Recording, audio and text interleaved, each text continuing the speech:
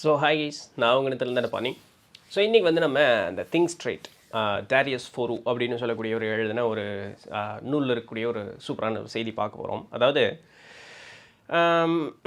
எவ்வளோ நாள் உங்களுக்காக நீங்கள் இந்த உலகத்தில் வாழ்ந்திருக்கீங்க, நீங்கள் யாருன்னு முதல்ல உங்களுக்கு தெரியுமா?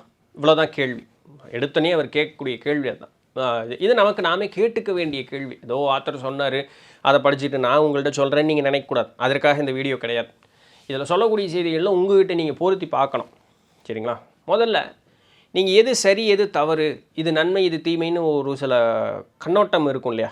ஒரு மனிதனுக்கு ஒரு போல் இருக்கும். அதன்படி நீங்கள் உங்களுடைய வாழ்க்கையை முதல்ல வாழ்ந்திருக்கீங்களா? உங்களுக்கு பிடிச்ச ஒரு காரியம் அப்படிங்கிறது உங்களுக்கு செஞ்சுருக்கீங்களா?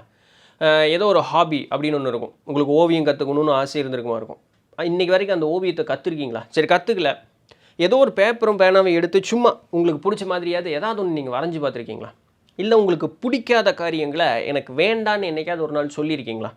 அது பிறர் மனம் நோகலை, நோகாத மாதிரி சொல்கிறேன், நொந்த மாதிரி சொல்கிறேன், அதெல்லாம் இல்லை. எனக்கு இது பிடிக்கல, இதை நான் செய்ய போகிறதில்ல அப்படின்னு சொல்லி வேண்டாம் அப்படின்னு சொல்லி எங்காவது விலகி இருக்கீங்களா? புதுசாக ஏதாவது ஒரு சில விஷயங்கள் கற்றுருக்கீங்களா? நீங்கள் இவ்வளவு நாள் ஒரு வாழ்க்கையை வாழ்ந்தீங்களே, அந்த வாழ்க்கையே பூரணத்துவத்தோடு நீங்கள் வாழ்ந்தீங்களா? பூரணத்துவங்கிறது என்ன? அந்த போதுமென்ற மனப்பான்மை அப்படிங்கிறதான் பூரணத்தன்மை. அதோடு வாழ்ந்திருக்கீங்களா என்றைக்காவது?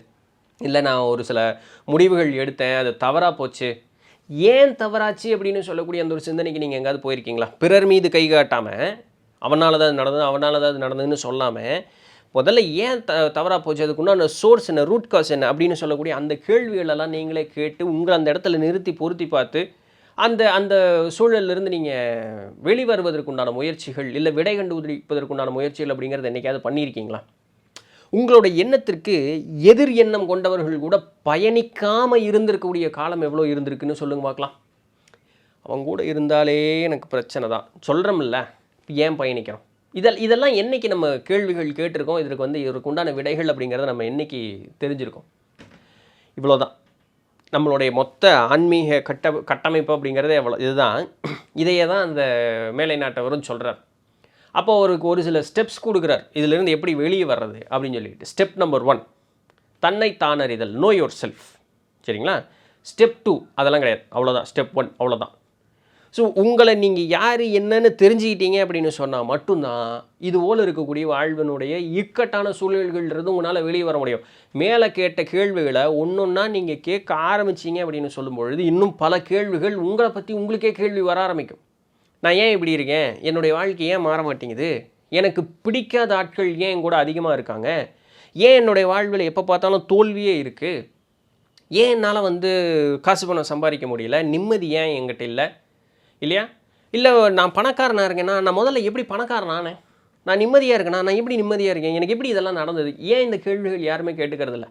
எப்போவுமே நம்மளுடைய நெகட்டிவ் சைடு தான் திங்க் பண்ணுறோம், நம்மளுடைய பாசிட்டிவ் சைடை நம்ம திங்க் பண்ணுறதே இல்லை.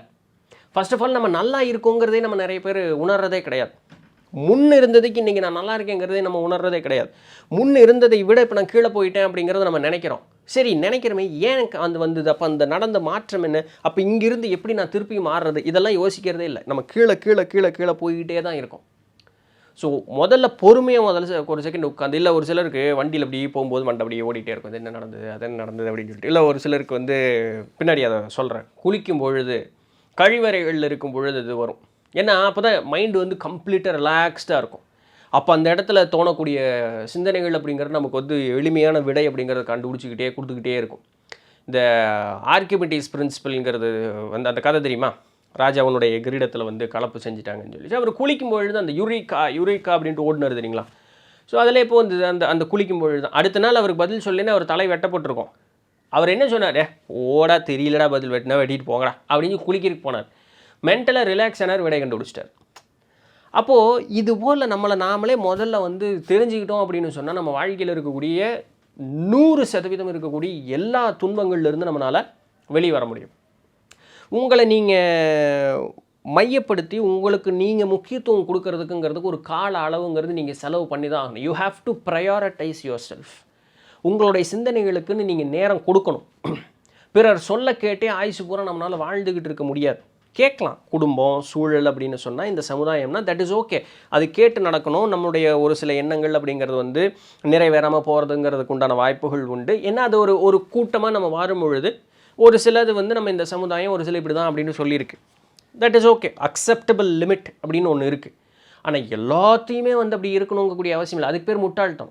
இங்கே ஆயுசு பூரா நம்ம கீழே அப்படியே இருந்தே போயிடுவோம். அப்போ நம்ம மனசில் தேக்கம் நிறைய இருந்துக்கிட்டே இருக்கும். ஆயுசில் நம்மளுக்கு நிம்மதி, வாழ்க்கையினுடைய உண்மைத்தன்மை எதுவுமே நமக்கு வந்து தெரியாது. அப்போ இதை தெரிஞ்சுக்கிறதுக்கு உண்டான ஒரு வழி என்னென்னா ஜேர்னலிங்னு சொல்லுவாங்க. உங்களுடைய என்னென்னலாம் எண்ணங்கள் வருதோ எல்லாத்தையும் எடுத்து எழுதுங்க. இப்போ ஒரு வாரம் முழுக்க எழுதுங்க. அந்த வாரத்தினுடைய கடைசியில் முன்னே எழுதுனது எல்லாத்தையும் திருப்பி பாருங்கள். இது திருப்பி பார்க்கும்பொழுது தான் உங்களுக்கு என்ன தெரியும் அப்படின்னு சொன்னால், இதெல்லாம் நடந்திருக்கு, இதெல்லாம் என்னுடைய சிந்தனைகளில் வந்திருக்கு, இதெல்லாம் இருக்கா, அப்போ இவ்வளோலாம் நான் யோசிச்சிருக்கேனா, அப்போ இதெல்லாம் நான் செஞ்சுருக்கணும் இல்லை, அப்போ இந்த தவறுகளில் நான் செஞ்சுருக்கேனா, இதிலேருந்து என்ன திருப்பி யோர் ரீவிசிட்டிங் யுவர் செல்ஃப். ஒரு வாரம் முன்னாடி இருந்த உங்களையவே நீங்கள் திருப்பி போய் பார்க்குறீங்க. எதுக்கு? இனி அடுத்து வரக்கூடிய ஒரு வாரமான நீங்களை சரி செய்து கொள்வதற்காக. அப்போ நீங்கள் எப்பவுமே ப்ரெசண்ட்லேயே இருந்துக்கிட்டே இருப்பீங்க. இந்த பழசு நமக்கு நிறைய நேரத்தில் ஞாபகம் மறந்து போயிடும். ஏன்னா நம்மளுடைய அழுத்தங்கள் நம்ம வந்து மூளை வந்து என்றைக்குமே ஞாபகம் வச்சுக்காது, அதை மறக்க வச்சிரும். ஏன்னா அது ஒரு ஸ்ட்ரெஸ்ஸில் நம்ம இருக்கிறனால. ஆனால் ஆழ் மனசை ஞாபகம் வச்சுக்கிட்டே இருக்கும். அதுதான் இனம் புரியாத பயம், இனம் புரியாத வெறுப்பு, இனம் புரியாத கோபம். அவன் அப்படியே ஆயிடுவான், வெறிநாய் மாதிரியே ஆயிடுவான். அப்போ இந்த ஜேர்னலிங் வச்சுக்கிட்டே இருக்கும் பொழுது நாம் செய்த தவறுகள் மட்டும் இல்லை, நம்ம வாழ்க்கையில் ஏதோ ஒரு மகிழ்ச்சி, ஒரு சாதனைன்னு ஏதோ ஒன்று பண்ணியிருப்போம் இல்லையா, அதெல்லாம் நமக்கு ஞாபகம் வரும்.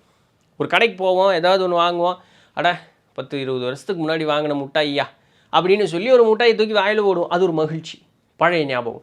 எழுதுங்க ஜேர்னல், இன்றைக்கி நான் இந்த முட்டாய் வாங்கினேன், இது பண்ணேன். அப்போ ஒரு வாரம் கழிச்சு திருப்பி இப்படி படிக்கும்போது நம்மளை அறியாமல் நம்மளுக்கு ஒரு புன்சிரிப்பு அப்படிங்கிறது வரும். அப்போது இதெல்லாம் நம்மளுக்கு வந்து மஸ்ட்டு. நம்மளை ஒரு செகண்ட் திருப்பி பார்க்கணும். உங்களுடைய இது எதுக்கு நம்மளுடைய இதுக்கு பார்க்குறோம், கடந்த காலத்தை ஏன் பார்க்குறோன்னா, நம்ம மறந்த நிகழ்வுகள் நம்மளுடைய வாழ்க்கையில் நமக்கு முன்னேற்றத்தை கொடுக்கக்கூடிய ஒரு சில நிகழ்வுகள் இருக்கும். ஆனால் கண்டதையும் மண்டைக்குள்ளே போடுறதுனால அவசியங்கிறது மறந்து போயிடும். அப்போ இதை நீங்கள் திருப்பி பார்க்கும்பொழுது உங்களுக்கு அதெல்லாம் பழசெல்லாம் ஞாபகம் வரும். அப்போ you can second guest all your decisions. நம்ம ஒரு முடிவு எடுக்கிறதுக்கு முன்னதாக, இந்த முடிவு எடுத்து நான் வெற்றி அடைஞ்சிருக்கேன், இந்த முடிவு எடுத்து நான் செருப்படி தின்றிருக்கேன் அப்படின்னு நீங்கள் முன்னாடி எழுதி வச்சதை நீங்கள் அடுத்த முடிவு எடுக்கிறதுக்கு முன்னாடி இதை திருப்பி பார்க்கும்பொழுது உங்களுக்கு அது வந்து ஒரு பெட்டரான ஒரு ஆப்ஷன் அப்படிங்கிறது உங்களுக்கு ஏற்படுத்தி கொடுக்கும். ஸோ மென்டலாக நம்ம ரிலாக்ஸ்டாக இருக்கிறதுக்கு ஒரு நல்ல ஒரு வழி அப்படிங்கிறது இருக்கும். இந்த உலக வாழ்வு இன்றைக்கி வந்து பணம் சூழ்ந்த ஒரு நிலையாகவே வந்து முழுக்க மாறிடுச்சு. பணம் எல்லாருக்குமே அவசியம்தான்.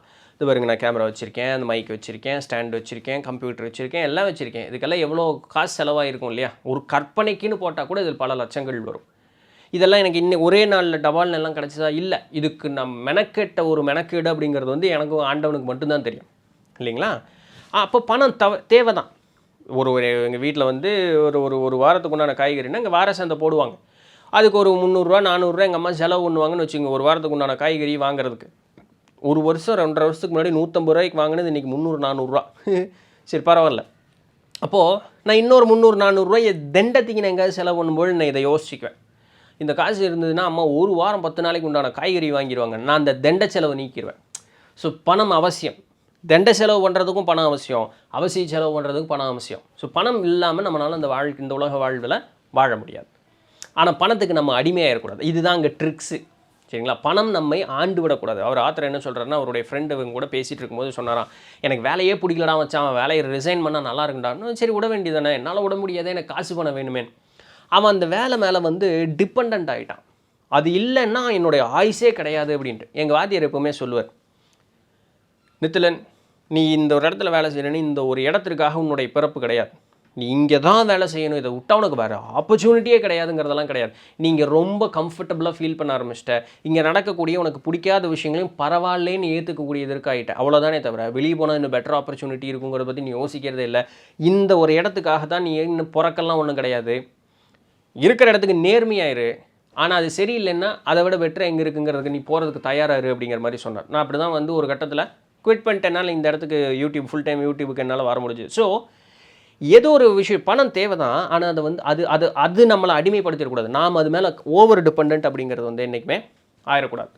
ஒரு பொருள் வாங்குகிறோம், அந்த பொருள் வந்து 100 ரூபாய்க்கும் கிடைக்குது, 1000 ரூபாய்க்கும் கிடைக்குது. இப்போ 100 ரூபாய்க்கு கிடைக்கக்கூடிய பொருள் நமக்கு தேவை, அந்த பொருள் வந்து அவசியம். நல்லா புரிஞ்சுக்கங்க, அவசியம், ஆசைப்பட்டதுக்காக கிடையாது, அவசியம். அந்த தேவை நமக்கு இருக்குது. அந்த தேவை வந்து அந்த பொருள் நம்ம கூட ரொம்ப அடிக்கடி நம்ம பயன்படுத்தக்கூடியது, எப்பொழுதும் பயன்படுத்தக்கூடியதுன்னா அந்த 1000 ரூபா கொடுத்து நீங்கள் வாருங்கள் வரதில் ஒரு தப்பும் கிடையாது. ஏன்னா அதுதான் அதனுடைய குவாலிட்டி, அதனுடைய அந்த லைஃப் அப்படிங்கிறது இருக்கும். அந்த இடத்துல 100 ரூபாய்க்கு வாங்கியும் போட்டு அதுலேயும் ஒழுக்கமாக உங்களால் தேவையவே சரியாக பூர்த்தி செய்யாமல் அது இன்னும் 4 தடவை காசு செலவு பண்ணுறது முட்டாள்தனம். அதுக்கு பேசாமல் ஒரே தடவை 1000 ரூபா கொடுத்து வாங்கிட்டு போயிடலாம். அதே நேரத்தில் தேவையில்லாத பொருட்கள் அப்படிங்கிறது வாங்கவே கூடாது. ஆனால் மந்தாங்க போகும், அதை வாங்கக்கூடாது. அதை நீங்கள் புறந்தள்ளிட்டு அவசியத்துக்கு செலவு பண்ணி மித்தது உங்களுடைய சேவிங்ஸில் நீங்கள் போட்டு, இதுதான் புத்திசாலித்தனம். இதுதான் நம்மளுடைய தாத்தா பாட்டி நமக்கு சொல்லி தந்தது, நம்மளுடைய அப்பா அம்மா நமக்கு சொல்லி தந்தது. ஆனால் இந்த கட்டத்தில் என் உட்பட ஒரு சில நேரங்களில் அந்த இடத்துக்கு புத்தி போகிறதே இல்லை. ஆனால் இன்றைக்கி ரொம்ப திருந்திட்டேங்க. அவசியம் இல்லாதது நான் வாங்குறது, ஆசைப்பட்றேங்கிறதுக்காக ஒரு பொருள் நான் வாங்குறதே கிடையாது. நாம் சம்பாதிக்கும் போது தான் நமக்கு அந்த கஷ்டம் தெரியுது இல்லை, அப்பங்காசு திங்கும் போது தெரியாதும்பாங்க பெரியவங்க. அது உண்மை தான். ஸோ அதனால் அவசியம் இது பெஸ்ட் அப்படின்னு சொன்னால் அது காசு செலவு பண்ணுற தப்பு கிடையாது. அனாவசியத்துக்கு செலவு பண்ணுறது அப்படிங்கிறது தான் தவறு. அதுக்கு உண்டான காசை நீங்கள் சேமித்து வைக்கிறது தான் புத்திசாலித்தனம். சரிங்களா? இப்போது எதுக்கு சேமிக்கிறது, எது அவசியம் எது அனாவசியம்னு யோசிக்கிறது. ஏன்னா ஆசைன்னு வந்துருச்சுன்னா எல்லாமே அவசியமாக தான் தெரியும். அப்போது இதுக்கு நீங்கள் கொஞ்சம் டைம் எடுத்து ரிலாக்ஸ்டாக இருந்து ஒரு சில சிந்தனைகளுக்குள்ளே போகணும். இது தேவையா தேவையில்லையா, நம்ம இருக்கிறது எங்கிட்ட என்ன இருக்குது அதை எடுத்து நான் எப்படி பயன்படுத்துறது. முதல்ல நம்மக்கிட்ட இருக்கக்கூடிய பொருட்கள் நம்ம எடுத்து பயன்படுத்தணும்ல. அப்போ அதெல்லாம் சிந்திச்சு பார்க்கும்பொழுது அதை பயன்படுத்தி பார்ப்போம். இல்லை இதை விட இன்னும் கண்டிப்பாக பெஸ்ட் வேணும் கூடிய அந்த ஒரு அனாலிசிஸ் வந்துன்னா அது போகணும். இந்த ஒரு டைம் வேணும் அப்படின்னா நான் முன்னே சொன்ன மாதிரி தான், இதுக்கு உண்டான பெஸ்ட்டு டைம் எப்போ, குளிக்கும் பொழுது, இல்லை மலஜலம் கழிக்கும் பொழுதோ குளிக்கும் போது, ஆக மொத்தம் அந்த பாத்ரூம்குள்ளே இருக்கக்கூடிய டைம். ஏன்னா இது இதர நேரங்கள்லையும் ஒவ்வொருத்தர்னால பண்ண முடியும். ஏன் பர்டிகுலர் அந்த டைம்னா தண்ணி மேலே போடும், நம்ம அப்படி கம்ப்ளீட்டாக அந்த உடம்புல இருக்கக்கூடிய ஹீட்டு வெளியே போகும், அப்படி பான்னு இருக்கும், ரிலாக்ஸ்டாக இருக்கும். அந்த ரிலாக்ஸாக இருக்கும்போது மண்டை சூப்பராக வேலை செய்யும். உங்களுடைய பெஸ்ட்டு ஐடியாஸ் நீங்கள் குளிக்கும்பொழுது தான் வரும். அந்த பாடியில் இருக்கக்கூடிய ஹீட் வெளியே அந்த ரிலாக்ஸ் அப்படியே இருக்கும்பொழுது உங்களுக்கு வரும். அதனால தான் ஆற்றங்கரை ஆற்றுல போய் குளிக்கணும்னு சொல்லுவாங்க, குளத்தில் போய் குளிக்கணும்னு. இன்றைக்கி எங்கே ஆறும் இருக்குது, குளம் இருக்குது, சாக்கடை தான் இருக்குது, அதுலேயே போய் குளிக்க முடியும். சரி ஆகட்டும், அது போட்டு ஒரு பக்கம். அப்போது இந்த மென்டல் ரிலாக்ஸேஷன் அப்படிங்கிறதுக்கு நம்ம பழக்கப்படுத்திக்கணும். இந்த மென்டல் ரிலாக்ஸேஷனுக்கு அதுக்கு நீங்கள் என்ன பேர் வேணாலும் வச்சுக்கோங்க, தியானம் பண்ணுறேன், இல்லை வண்டி ஓட்டுறேன், என்ன பேர் வேணாலும் வச்சுக்கோங்க. ஏதோ ஒன்று நீங்கள் ரிலாக்ஸ் ஆனீங்கன்னா உங்களுக்கு எது இக்கட்டாக இப்படி உங்களை போட்டு நிறுத்திருக்கோ அது அப்படியே லூஸ் ஆகும். அப்போ அதில் இருக்கக்கூடிய ஆப்பர்ச்சுனிட்டிஸ் நிறைய உங்களுக்கு தெரிய ஆரம்பிக்கும்.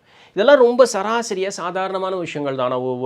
ஒரு மனிதனுடைய வாழ்க்கையோ அப்படி தடம் புரட்டி போடக்கூடிய அளவுக்கு இருக்கக்கூடிய பெரிய சூழல்களை உருவாக்கி கொடுத்துரும்.